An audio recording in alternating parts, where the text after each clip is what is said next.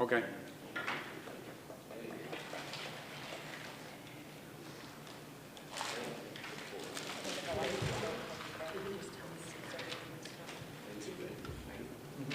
Or just tell them. No, really. Well, when you get to the end of Just this, tell I'm them not to going to expect it. come and write their name on this when they're all done, when it's over or whatever. So, okay, thanks.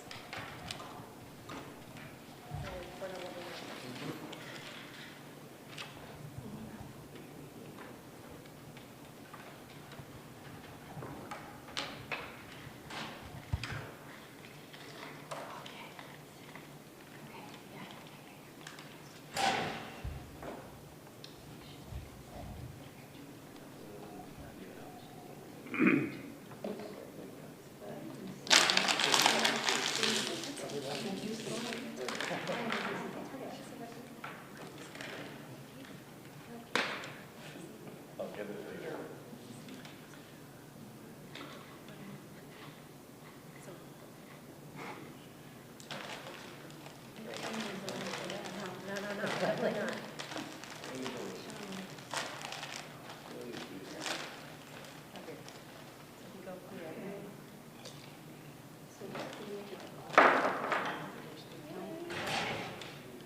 Good evening. Welcome to the Planning Committee meeting. I'd like to call to order this meeting at 6:30 p.m.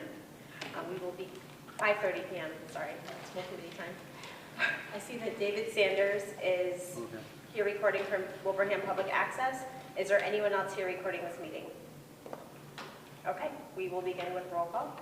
Don Davenport. Here. Sean Kennedy. Here. Terry Goodrich. Michelle Boudreau here. If you would please stand, Sean will lead us in the Pledge of Allegiance. I pledge allegiance To the flag of the United States of America and to the republic for which it stands, one nation, under God, indivisible, with liberty and justice for all.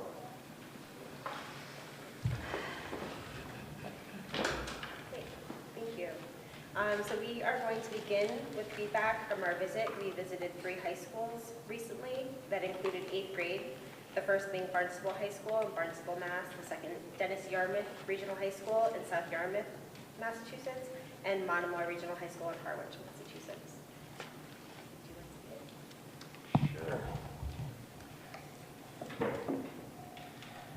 So just going over my notes from that, from a series of school visits. We started at Barnstable. Our colleagues, well, let me say that we had in all of the schools, we had a number of different stakeholders that we had the opportunity to speak to. We had students, we had staff, members of administration. And at Barnstable, everyone was together for a long period of time in their library. At probably a table probably about the size of this edge of our so they described the process of transitioning into in 8 to 12 high school. Originally they were 9 to 12 and then they added the 8th grade. They discussed concerns about from parents in the community at the beginning. Specifically concerns about 8th graders being around 12th grade students. They also said that at the beginning they did a lot of work to try to keep the 8th grade as separate as possible from the 12th grade. However, they found that the concern about mixing of students was never really materialized. In fact, many of the students who we spoke to said that it would be so unusual for a 12th grade and an 8th grade grader in the same school to have any kind of a social relationship. And that it was a real struggle just administratively to try to run 2 separate schools within the same building. And so I'm not sure if it was the second year, but early on they decided to shift that model and to move to more of an integrated model where 8th through 12th grade students were following the same kind of schedule, and we're also in houses. I didn't quite understand the house team model. I would want to get a little bit more but they said that having the 8th graders together created some issues with maturity levels of the 8th graders, and when they split them out into houses so that they were integrated with older students, they saw that there was a great deal of improvement in the behavior they were seeing from 8th grade students. So next, we went to Dennis Yarmouth, and there we had the opportunity to speak to students and staff and administrators again. Several of the staff members there were actually parents, so they were able to offer their perspective both as parents and as teachers.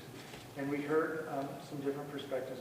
We heard from those who were advocates of having 8th grade in the high school, as well as those who were opposed. I would say probably the greatest sort of concern we had there was about, how much curriculum is sort of being pushed down and accelerated all throughout education, things that are done in, kindergarten now or things that used to be done in 1st grade, et cetera, and that this was possibly one more step in that direction. However, we also heard from staff who were parents who felt that the model was really helpful, and they were advocates of it. But one of the things that we heard that stuck with me was the idea that having the 8th grade in the high school gave students a chance to adjust before most of the credits and grades started showing up on the transcripts. So this parent felt that her students and her own children performed better academically because of the shift to the 8th to 12th grade model, because students had that 1 year of sort of adjusting before it sort of became real. This is reminding me that one of the things we found among all 3 high schools was sort of this struggle with what to do with 8th grade counting but not counting. And so a lot of the effort was around making sure that 8th graders understood that although they weren't really in a position of counting credits yet, 8th grade still matters. And another thing that was common among all 3 schools were that the areas where students were able to earn credit as 8th graders were in world languages and math. So typically, students could take whatever the first level of the language was at the high school, whatever it was, as 8th graders, so they could advance a year. Or they could take Algebra 1 or whatever the first level of the math sequence was as 8th graders, so that they could advance through the sequence.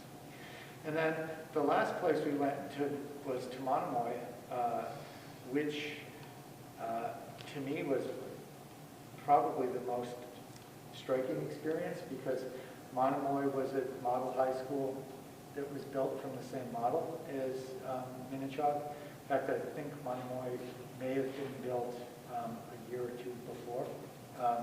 And so it was the same layout. When you went through the front door, you knew where you were. It had the IRC right here, it had the front offices over there, and then it had the horseshoe set up. The only difference is that Monomoy was a little bit smaller than Minnechaug, because they had fewer students in their district, and so it was built as a smaller footprint, but it's basically the same thing, just shrunk down. They were in the process of not only creating an 8th through 12th grade high school, but also creating a regional district. So they had sort of the 2 challenges of merging 8th grade into the high school and merging 2 communities which were traditional rivals to each other. However, they talked about the building really being something that brought them together, because it was a new building that was created as part of the regional agreement, and it was a way of sort of bringing the 2 towns together. One other thing that came up in the Monomoy visit, which is sort of reflected in other visits as well, were discussions about faculty really needing to be thoughtfully brought into the school because in all of the schools there was sort of an opportunity for it to become the high school faculty and the 8th grade faculty.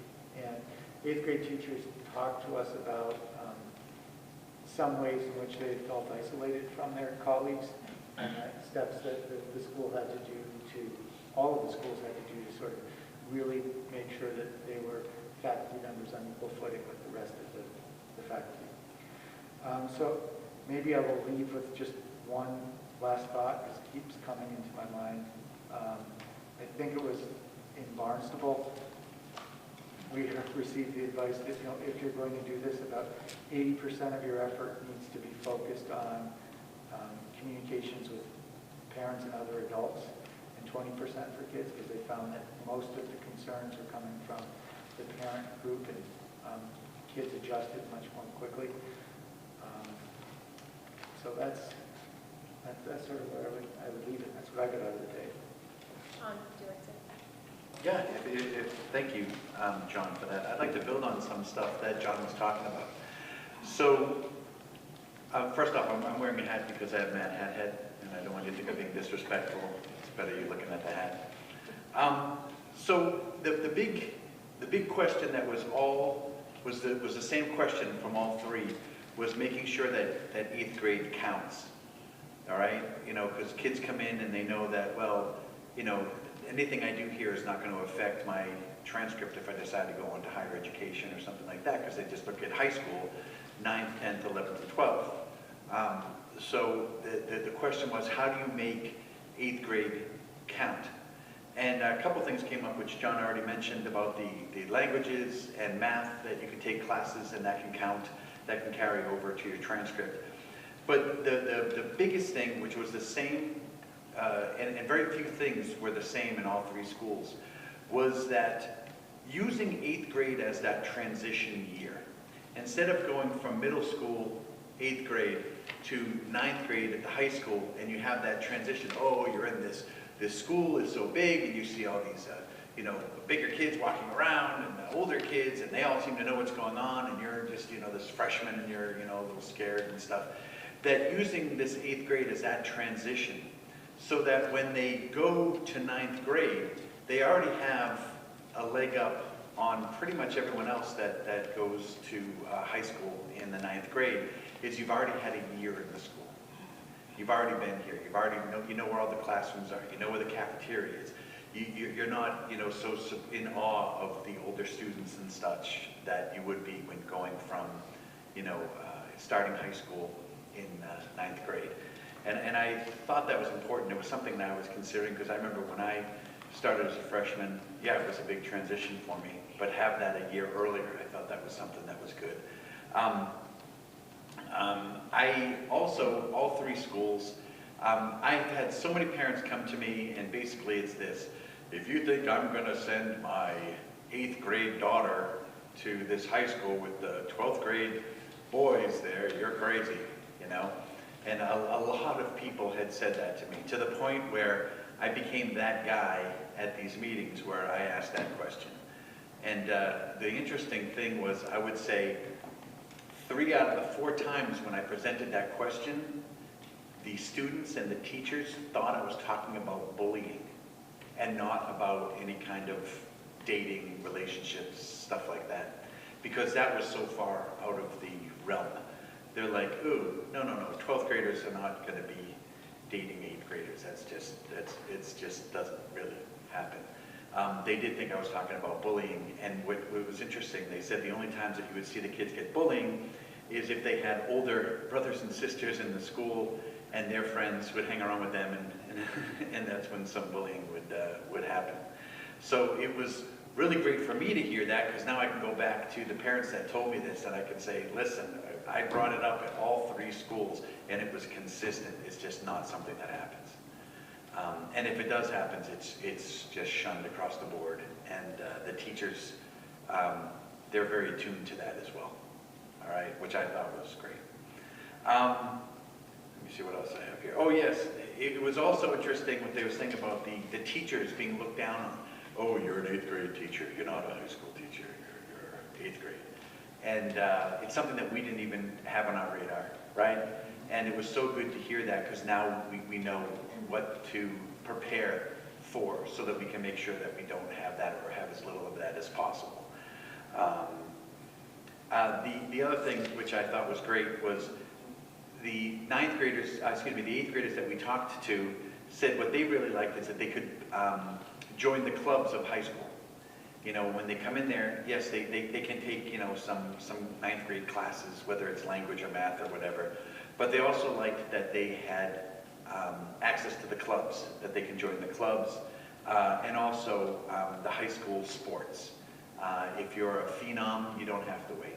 And then we asked, we said, okay, listen, if we do this, is it going to rob the rec? You know, the rec has 8th grade sports, you know, is it gonna rob that? And basically they all said that they do both, right? Well, most of the kids that we talked to, they said for the kids who do play in high school, they also, because they want to be around kids their own age. The thing that was different along all 3 schools was when they were talking about the lunch of the 8th graders. Now, help me if I remember this correctly. So Barnstable said, we used to have all the 8th graders together. And the teachers didn't like it because when you have a bunch of 8th graders together, they act very 8th grade, okay? And that was just such an issue. It was such a problem. And they said that they fixed that by spreading the 8th graders out over all the lunches. And in doing so, they found that when the 8th graders are with the with their upper classmates, they tend to step up their, I don't know, maturity, is that a good way of saying it? Like they tend to act more like a 9th grader or such rather than more like an 8th grader. And it was really important because they went from pulling their hair out to calmness by just spreading the 8th grade lunch out over all their lunches. I think it was Dennis Yarmouth that was just the opposite. They had them spread out, and the kids were causing so many problems, the 8th graders, so they decided to put them all together so they could have the one trouble group, trouble, but you know what I mean, a bunch of 8th graders, right, where you have to give more attention, and then the other lunches would be a lot more calmer for the upper classmates. Same kind of issue, different way of handling it. And then with Monomoy Regional, they have one lunch with the 8th graders, right? I believe that's correct. Yeah, they did. It's really interesting because when we walked in the building, it's like a little miniature. It's like this building, just smaller. To the point where their logo is the same M, but instead of a falcon, it's a shark. And it was just really spooky, like, wow, this is great. And it was a lot more colorful, I thought. And little details around, but it was the same school, everything was in the same place. Same classrooms, this was the same, except smaller. So it was interesting talking to them about how they did it, how they focused on the transition, how they focused on the students. And again, this is something consistent with everybody, is we focused so much attention on the students, but the students weren't the ones that needed the attention. It's the parents. And the parents who were against it, after the first year, had no issues. They had no issues with parents. That was consistent, right, with all 3, that they said just starting it was the parents and having to sell this to the parents and getting them to calm down. And then, you know, 6 months in, they said, you had no parental issues. Well, it's interesting because in the second district that we visited, Dennis Yarmouth, they actually did a middle school build after they had changed to an 8-12 model, and so they potentially could have moved the 8th grade back into a larger middle school, but they said that wasn't even part of the discussion. They had the opportunity to put the 8th grade back, but they decided not to do it because of the benefits of having the 8th grade at the high school. And I think part of that is that transition and the clubs and everything. It's a really good thing for the 8th graders is what I was hearing. We talked to students We talked to faculty, we talked to administrators, I mean, at all three places. And really, it was overwhelmingly positive, which was something I was hoping to hear and I was glad I heard because of what we're trying to do or thinking we're trying to do here. Michelle? Yes.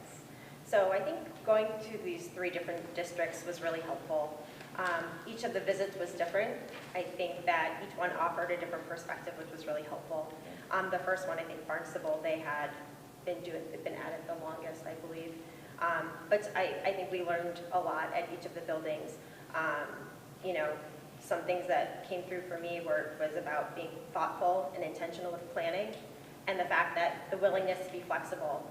If you were to begin with one plan and it's not working, then it can be changed.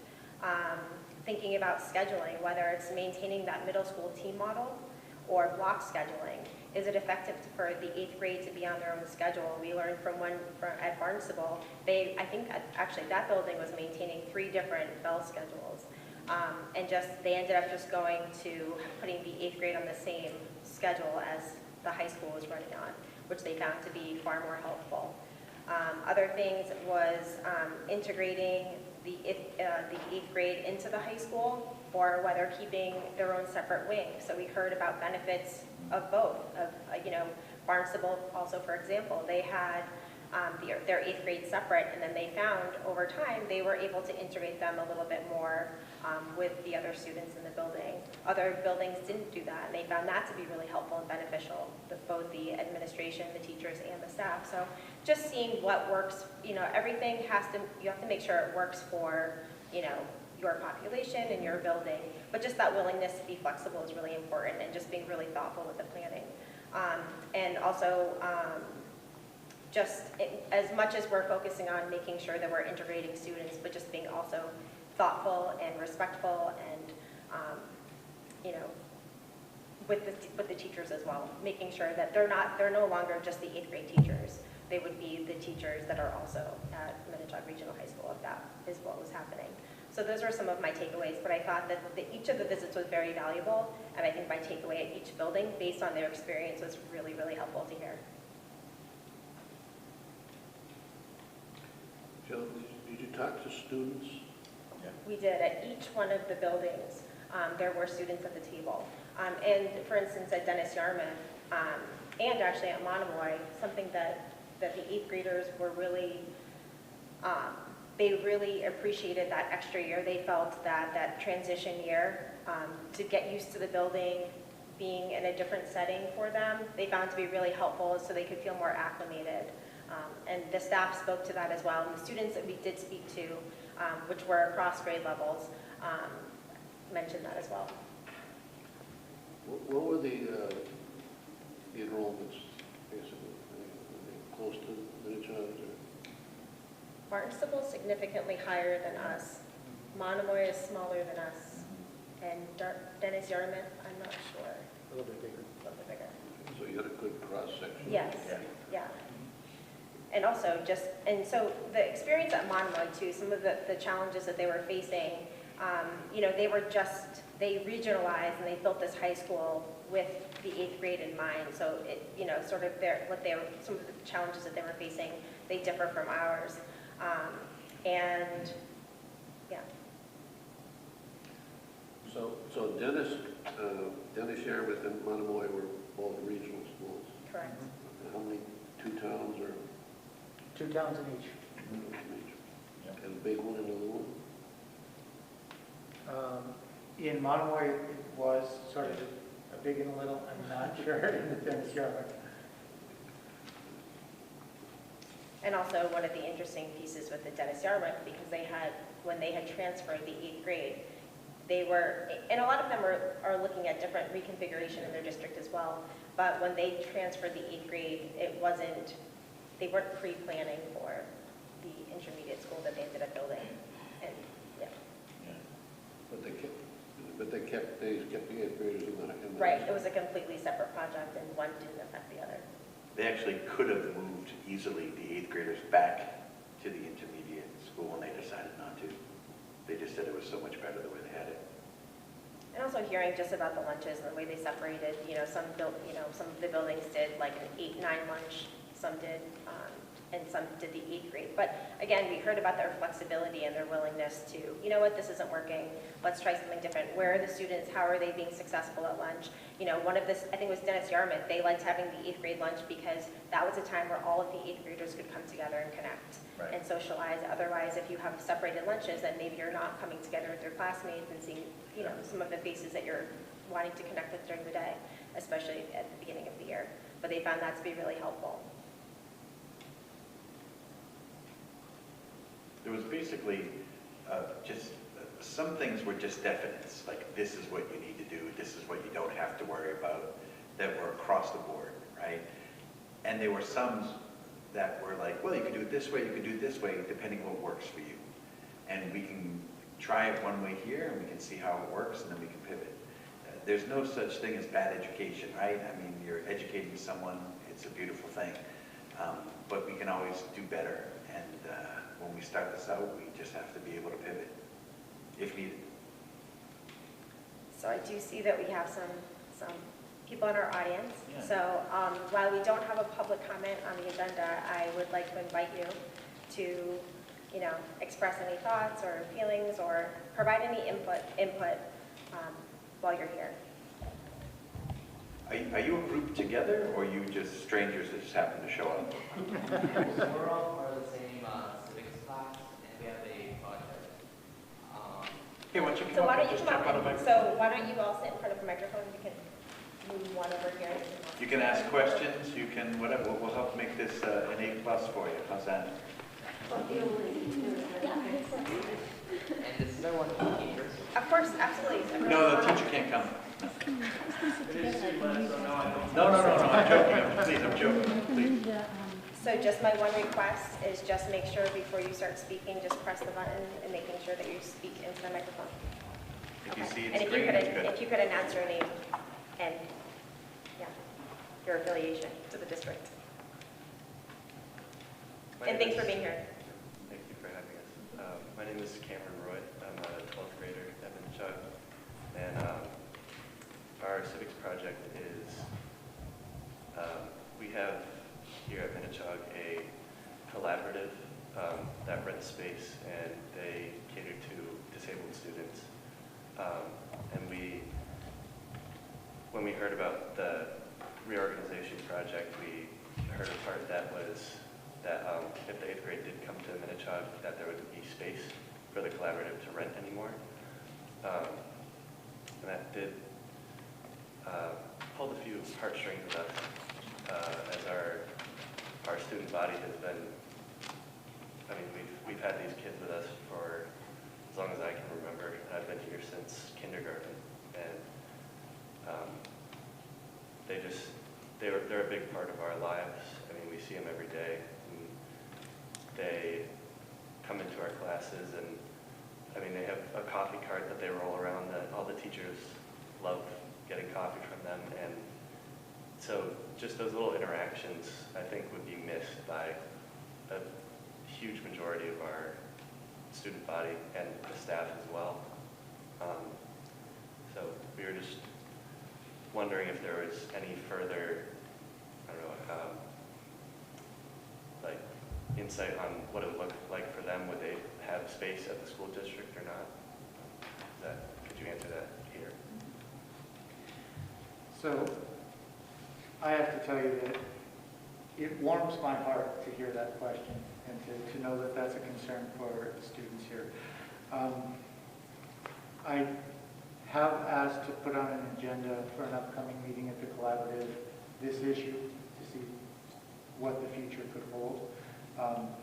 Right now, I can't figure out a way to incorporate 8th grade in the high school and keep that class. But I'll also share, not that I'm trying to compete, difficult situations, but one of the things that bothers me as a superintendent is that we have a group of very similar students who are from our towns who can't be in the building because they're now at TWB. So one of the things that I was hoping to do as part of this, if it's approved, is bring that population back. So students who have similar needs who live in the towns can be educated in the high school with the rest of their peers. It, for me, feels kind of, although I'm very happy that we're providing a great inclusion experience for students from all the rest of the member communities in our high school, it bothers me that we are taking students from our own communities and pushing them out in order to make that happen. If we were able to do this, we'd be able to sort of reverse that dynamic at least. And I certainly would work with the other superintendents and executive director of the collaborative to try to find a good solution for the students who are currently in that classroom. If I can bring up a quick thing, so I think it was 3-4 weeks ago, I came in on a Thursday morning to talk with John and Erin, and I heard music coming out of Erin, the assistant superintendent, and I heard music coming out, and I poked my head in, and he was with some students, and they were the special needs students, and they were kind of dancing around, and he was talking, they were picking music and stuff, and he sees me, and he goes, isn't this glorious? He goes, this is my every morning, like 5 minutes, they come in here, we play a song, we dance around, and then they go, and that's how I start my day. And I'm like, lucky. It was so great. What a beautiful way to start the day. So I know what you're talking about there. But like John, Superintendent Provost just said, that we have students from our own towns that we can get and have them come here, which would be wonderful. So hopefully that joy will continue. So if there was if the 8th grade could come here, do you think there would be enough space for the students that are at TWB currently to come here? I do. In the models we've put together, I've asked Principal Hale to plan for that. The space we're looking at would be, I don't know if the playground is here, but those 2 classrooms that are part of the Mile Tree extension right now, which are currently not being used, is a space we're looking at. There could be other spaces, but that's one that might be really good because it's right near the, I forget what they call the kitchen, but we'll call it the kitchen. And a big part of programming for those students is activities of daily living. So we think we could be able to very successfully take care of their educational needs if we would put them in those spaces. I also had a question about the revenue that was coming from the rent from the collaborative. Would that loss be a big hit to the budget, I guess? Sure. So I hope I don't get too wonky on you, but this is, so what a collaborative is a group of districts that are all trying to work together to meet needs of each other. Sometimes there are low incidence needs that not any one district can really suitably serve on their own, but together you can put together a population of students and pool resources in order to make that work. So the goal is always to keep the costs of rental associated with that as minimal as possible. When I had asked about this, because this is actually my 2nd time in the Lower Pioneer Valley Educational Collaborative. About more than 10 years ago, I was a special ed director in Agawam, which is another member district. And I said, I knew at the time the rental was $5,000. And so I asked, what is it now? Still $5,000, because you're not going to raise the rent on your other districts that you're trying to collaborate with. So it's not a large sum of money. That's $5,000 a year for a classroom. The heating alone for that classroom is twice that.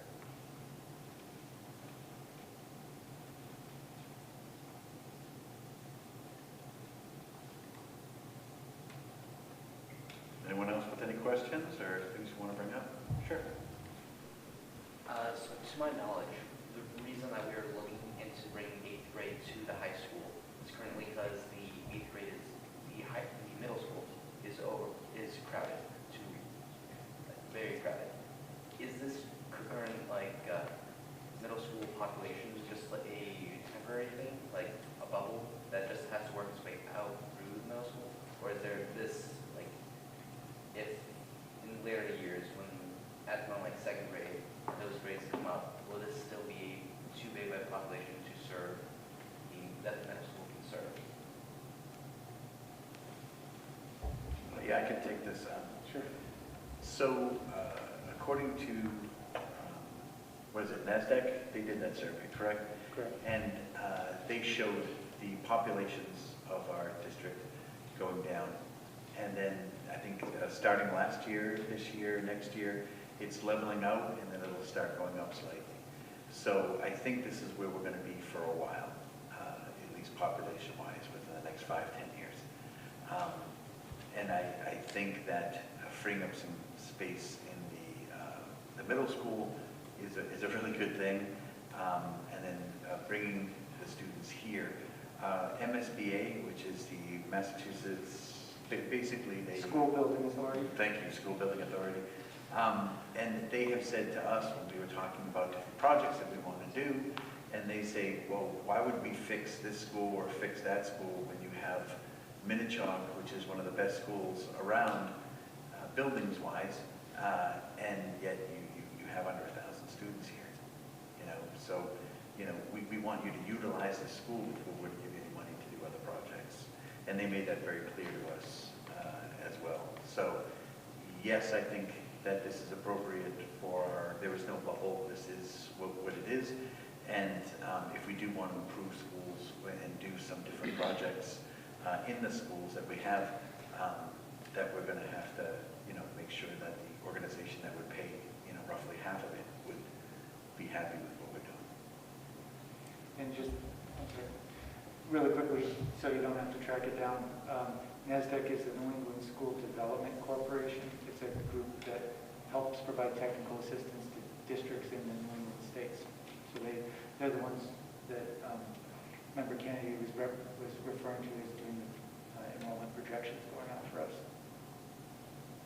One of the other things I would like to just state is that one of the 8th grade coming to the high school is just part of the plan of what we're looking at, because the purpose of the planning committee was to help looking at reducing overcrowding in buildings, because we currently have 3 buildings in the district that are experiencing overcrowding, one being Mile Tree, the second being Stony Hill, and then also Wilbraham Middle School.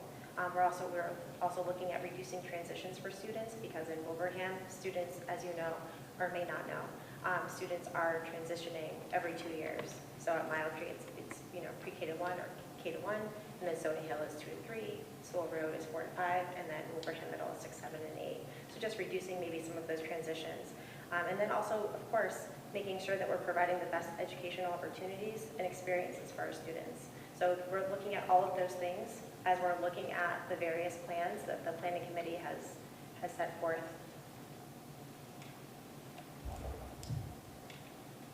Good. Yes, Awesome. Thank you all for your work. This is great to hear that we have such a dedicated board of people trying to help out our school district. Thank you for that. Hi, I'm Jonah Ross, and I'm a senior at Chug as well. I just was a little confused on something. I just want to go have some clarification. So we were talking about a transition year, keeping the 8th grade here into freshman year, about like having the 8th grade here and then having that transition year allows them to be able to know the building. And I'm just a little confused because if you're still having that transition from 7th grade to 8th grade, they would still have to have that transition to know the building. So wouldn't you technically still have that transition? Yes, but when it's your 9th grade transcript goes, if you're going to go to higher education, is going to go to your colleges. They're going to look at your high school, look at 9, 10th, 11th, and 12th. They're going to look at your grades. And if your first half of your 9th grade, you're also struggling with the newness of this building and all that issues that come with the transition, it can affect your grades and such before you find your feet. I don't know if you experienced this when you were freshmen, the awe of being in this school. We do things where, and I think this happened to many, where, what grade is it? Like 1st grade, I think they have you come here and then you get a picture with the M and they, you know, try to take away, because this building's amazing, right? And the fact that you seniors are walking around, you're adults, you're walking around, and it's kind of intimidating. And have that in that year that does not count towards your higher education transcript. I think that's what we're talking about when we say that it's better to have that transition before, so that when they start on the 9th grade, which again, ninth grade matters, we want eighth grade also to matter. But that ninth grade matters towards your future of education, if that's what you so choose to do. Thank you. You're welcome. I think that was also just what we heard from the students in the district. So for me personally, I don't know that I thought of that, but I think it was just something that we had heard in the different buildings that we were in. Yeah, I agree with Michelle. Of those students, of the current eighth graders, and even the ninth grade students that had experienced eighth grade in that building. Yeah, I never thought of that. It was not even an idea, and that's what we heard at all three schools. That was one of the things that was consistent, that, we were off and running in ninth grade, and that transition time happened in eighth grade, which was part of how they made eighth grade count, or eighth grade matter. Perfect, thank you. Thank you.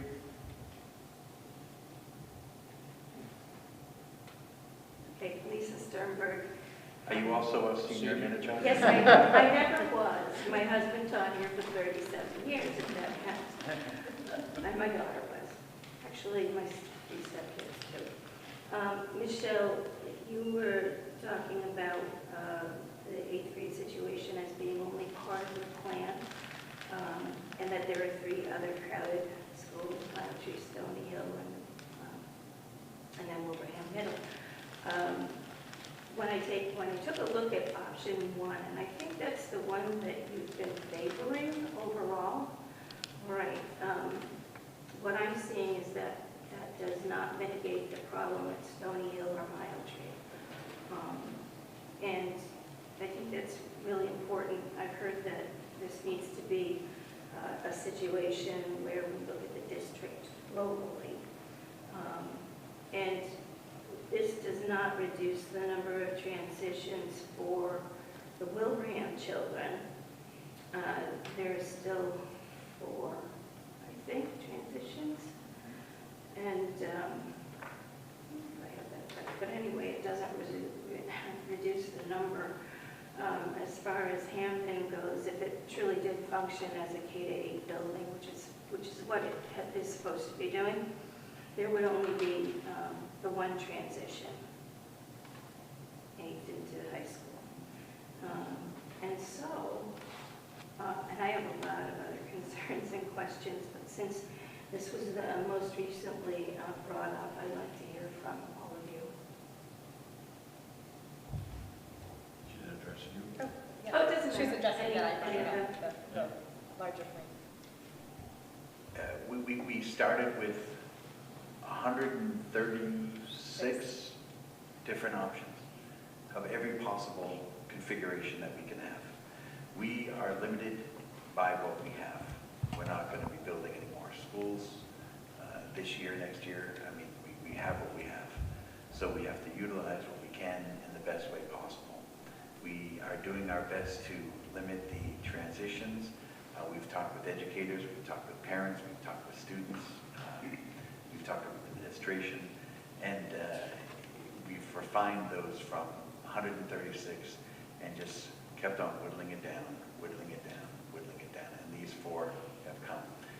Ideally, would we love to have it like the Country Club School? It's a beautiful, crazy, wonderful school, Green Meadows over in Hamden.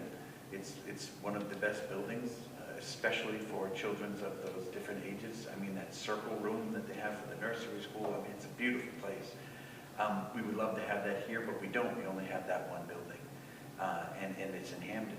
So Hamden is enjoying that, kindergarten or pre-K actually through, right now 8th grade. We would probably keep it to 5th grade, right, or potentially, and yeah, Hamden's lucky for that. And then hopefully Wilbraham students that want to enjoy that can go there as well. That's a whole other issue which we haven't really tackled yet. But with what we have, I think what we came up with, like I said, every stone, or no stone was left unturned. There you go. That's what I'm going to say. I would like to hear from each of you about the reality that Thornton Burgess School is currently available to this school district. It's being rented for $1, I think, for the school district. That is certainly a huge asset.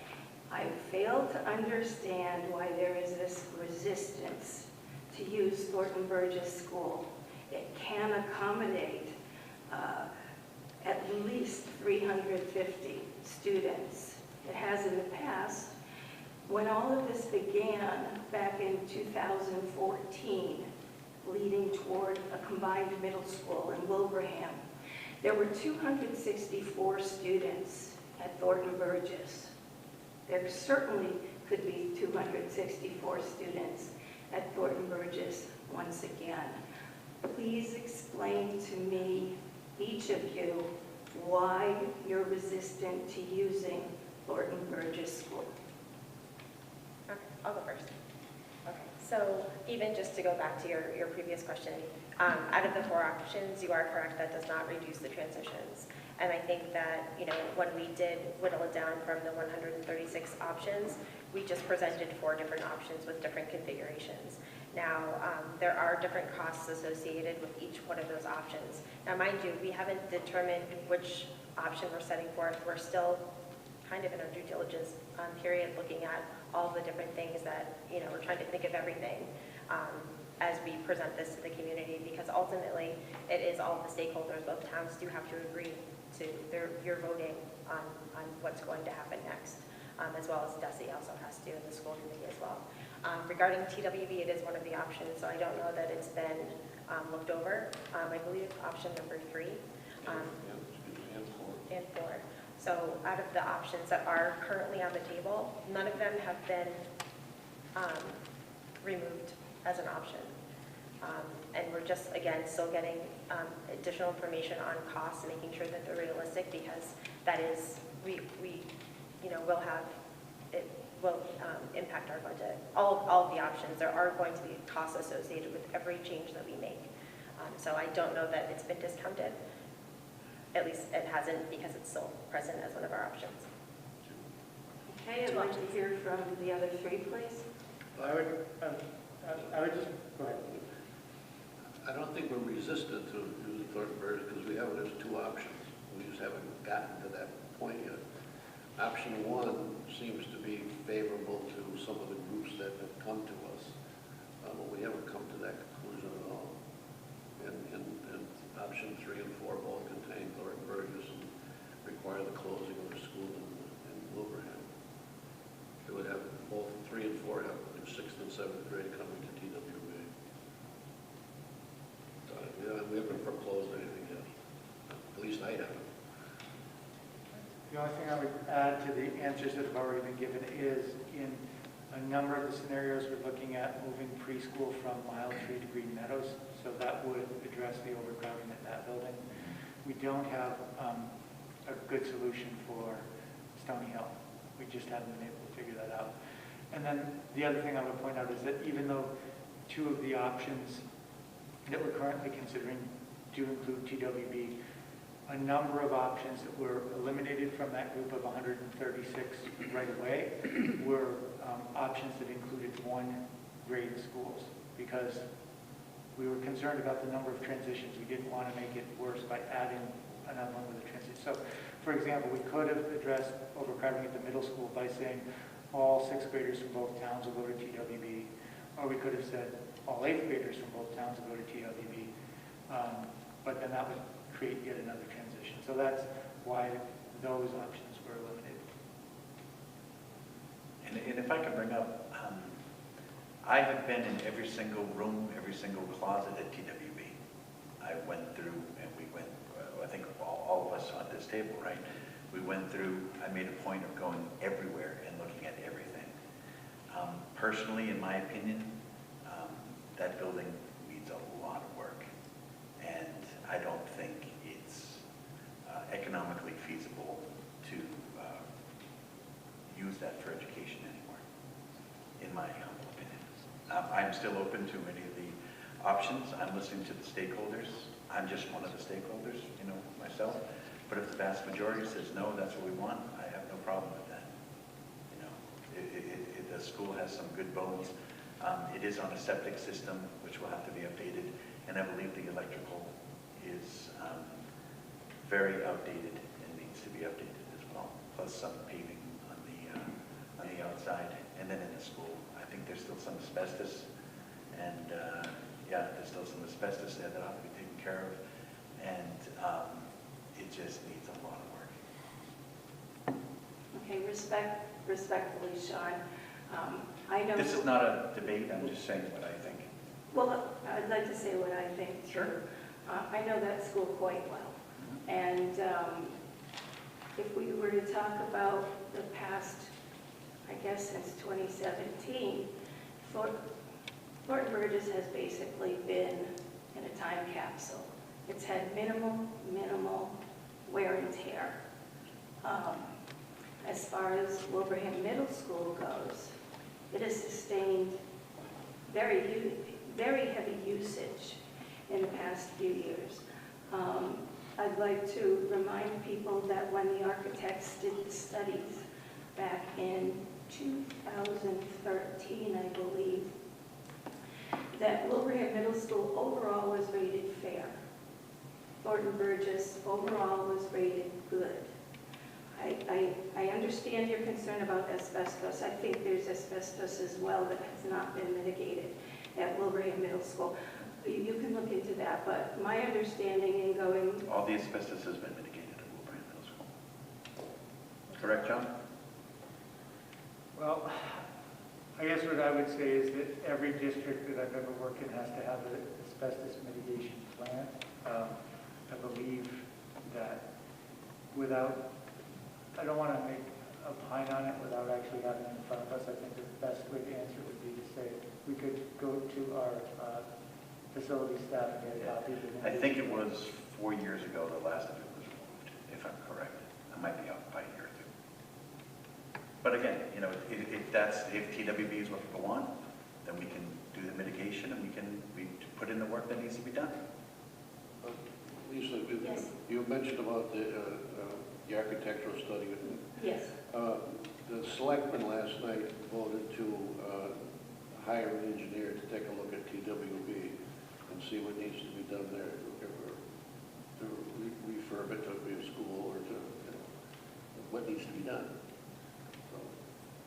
So, Was that also a consideration if TWB were to remain closed and Hampton takes back the building and then uses it as a municipal building? Was that a part of the conversation last night? No, the conversation was we own the building and we need to know what needs to be done there. Okay.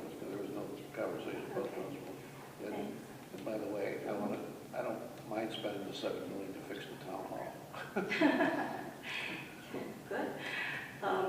Do any other students have any other questions? I just want to make sure, I just want to keep interrupting people, so we'll just finish. Sure. There are students, I do see there's two Yep. students that are willing to speak, but I just want to make sure, we did interrupt Lisa mid-thought, so I just want to make sure she finishes her thought, and then we can continue. Sure. Are you? I guess I do have another concern, if you make time for me at the end, and Sure. it's regarding to academic achievement and educational excellence. Thank you. Okay.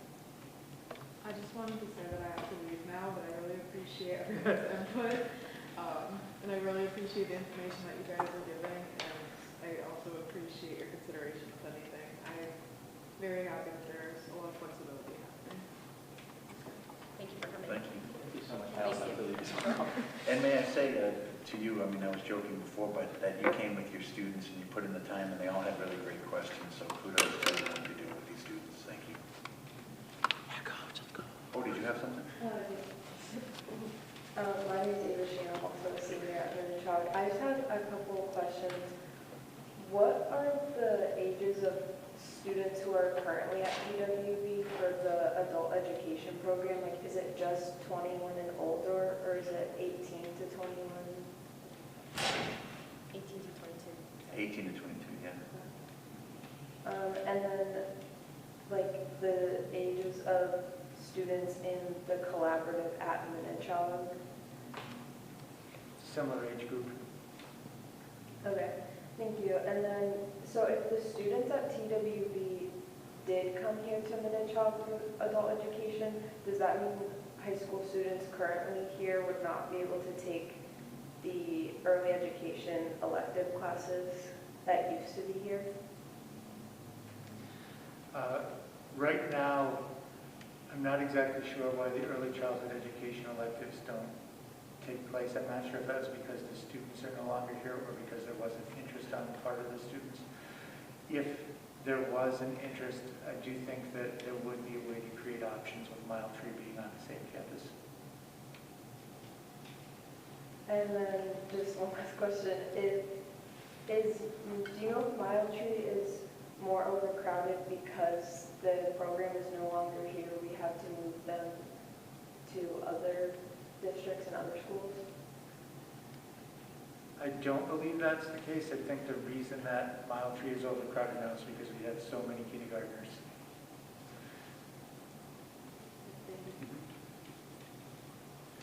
And we want to keep those classes small, too.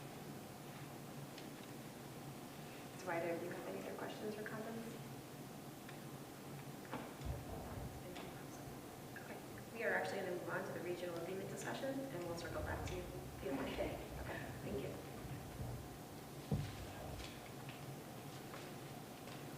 Does anyone have any comments, any additional comments on the regional agreement? It's there just as a talking point. If there's any questions, So John? I can say that I did ask our attorneys for a status update earlier this week, and they're still on track for bringing a draft document to the school committee sometime in December. Now, obviously, there are decisions left to be made, so it'll be a draft that has blanks in it, but it's still on following the timeline that we've laid out. Are we still on course for the May town meetings? Well, I would say that we are at this point.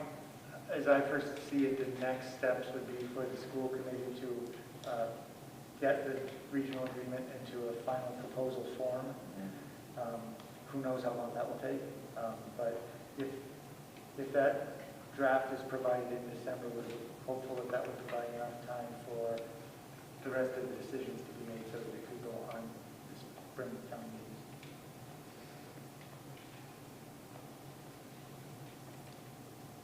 Okay.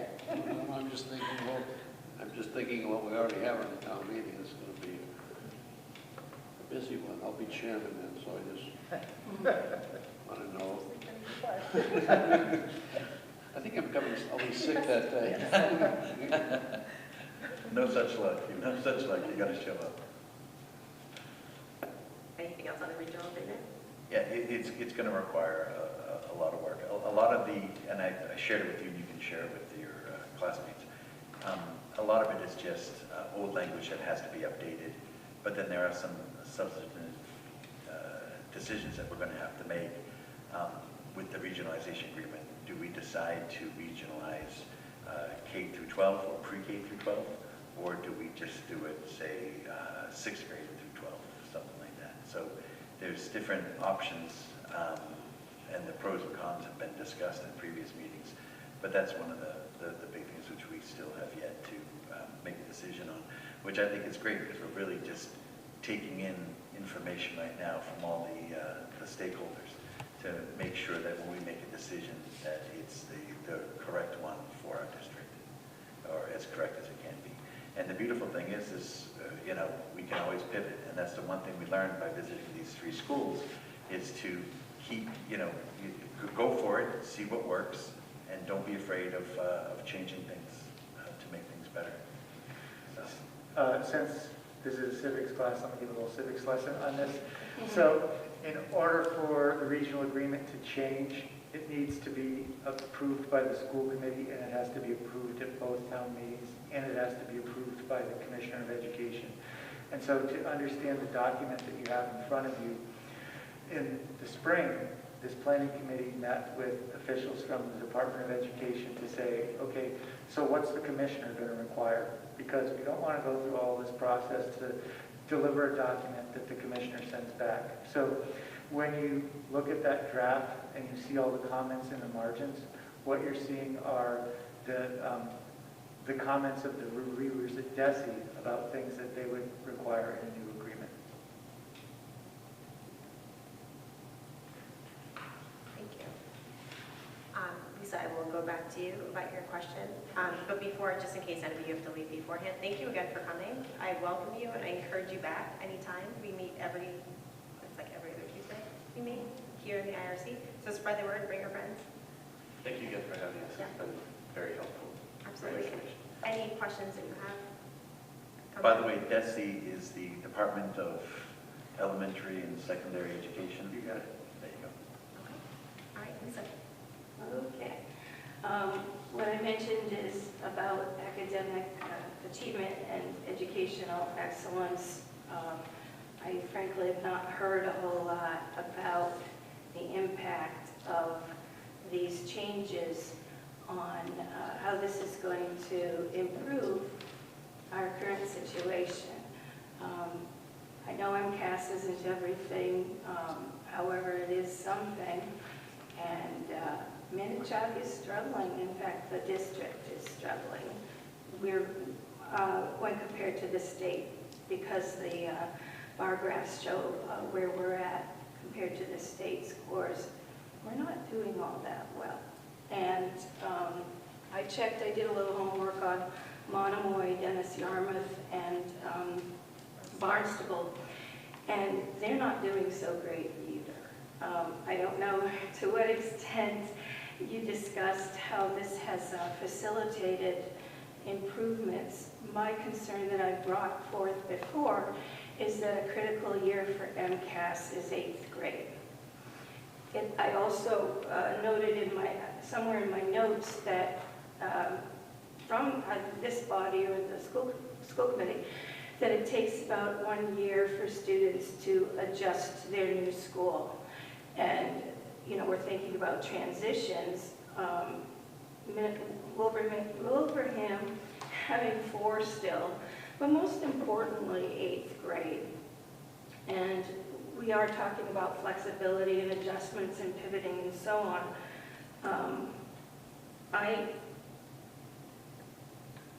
I wonder to what extent you're really looking at that situation with 8th graders. We need to, I would think, do all that we can to minimize any sorts of issues that could potentially negatively affect students' educational excellence and achievement. I think the only thing that I did hear today was that students could take world languages and get credit, and also I think Algebra 1 and get credit, but I haven't really much heard anything else about what is advantageous for 8th graders to come to this building. Comments? So I would just comment on the first part of your statement. And I would, I think maybe the best way to comment on that would be to send you some information from the accountability report we just did for school committee on 2023 results, because the high school saw a very significant improvement in both ELA and math, putting it right at the top of the LBPEC districts, which I know people like to compare to. So that is something I'll be happy to share with you. I think in terms of the other points you make, I will share that I have been thinking about 8th grade a lot, and I do think that there may be some negative to that. You know, instead of it being the last year in a sequence, it becomes the first year, and there may be an impact on MCAS in that 8th grade year. So I think that's something that, as a community, we should digest and think about. I did hear, though, at the meetings that we went to last week, that students felt it made them better prepared for high school because they got to do the transition before it counts, which to me was a little bit hard to hear as superintendent, because I'm accountable for all the grades. I kind of think they all count. But hearing students say that they think 9 through 12 counts, and so they'd like to get sort of the practice year out of the way first, if you will, that is another part of the conversation. And, you know, we heard the kids say that they felt better prepared to be successful in high school. I'm going to bring up something. So the proposed, or the rough plan for the first year of this transition is 2025. And my son, Nicholas, who I love so much, he's one of my favorite human beings on this planet, and he will be the first 8th grade class that will be coming to Minnetonka. And I would give my kidney, I would give my arm, I would give my eyes, I would give any part to make sure that he has a great life. And if I thought in any way that this wouldn't be amazing for him, I would not be promoting this. I would not be part of this. And by the way, when we originally planned that it was going to happen a year before, I always kept it in my head, like, this is going to be Nicholas. Like, Nicholas is going to be here. Like, I wanted to make it to be so important to me that it was like this was going to be my son's year. And then it turned out that we decided to delay it a year, and it is my son's year. So there's so many moving parts to this, and there are so many decisions that still have yet to be made. But I have faith in this committee, and I have faith in the school committee, and I have faith in the administration. We have been asking questions. I mean, John and Steve Hale, I mean, we were at all the schools together, and the questions that were asked and the conversation that happened, they are so far ahead of where I thought they were going to be at this point. So, I'm very proud of where they are and what they're doing, and I have confidence in them personally as someone who has some serious investment in this. Thank you very much. Thank you very much, everybody. I really appreciate you guys. Thank you. Lisa, your comments are noted. I think we're still in, a working phase. I think there's no decision that's been made yet, and I think that all of the questions that are brought up are valid points, and there are things that's food for thought, and we're taking this very seriously, and we're doing our due diligence and being very thoughtful with what we're going to be presenting. So I just wish you could get more people here. yes, spread the word.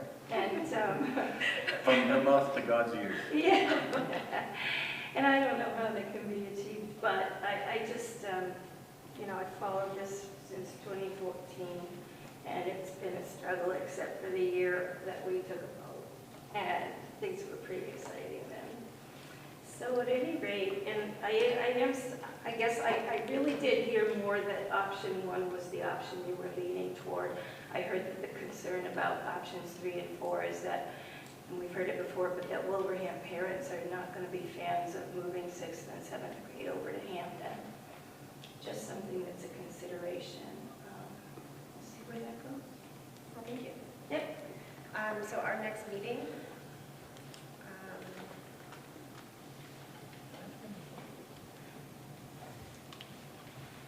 maybe December 5th or 12th? Sarah, thoughts, 5th or 12th? 5 or 12. Sorry, sending Lisa the kind of. Oh, thank you. I know where that is, but that's fine. Thank you. I just tend to use MCAS. It's quicker for me. December 5th is good, and December 12th is not good. Okay, so December 5th, 5:30 here in the IRC. Spread the word, everyone. Wish you a very happy Thanksgiving and time away. Before we just adjourn, I did mention before that I would like to think about, maybe we can have this on the agenda for the next meeting, is setting up some questions and answers, open mic, so to speak, where we can have people come in and ask their questions from both communities here, and then have people from, we did ask people at these 3 different high schools that we went to if they would be interested in coming here and answering questions from parents and stuff, and they were overwhelmingly, even though it's a 2.5-hour drive or something like that, they were overwhelmingly positive about coming out and answering those questions, which I thought was great. So something like that where we can really hash it out with people, ask the questions, see what the issues are, so we can help make this decision. Sure, likely after in here. Yeah, that'd be great. Okay, may I have a motion to adjourn, please? So moved. Okay, roll call, Don? Right. Sean? Aye. Myself, aye. We're adjourned 6:38. Thank you. Thank you, Thanks. everybody.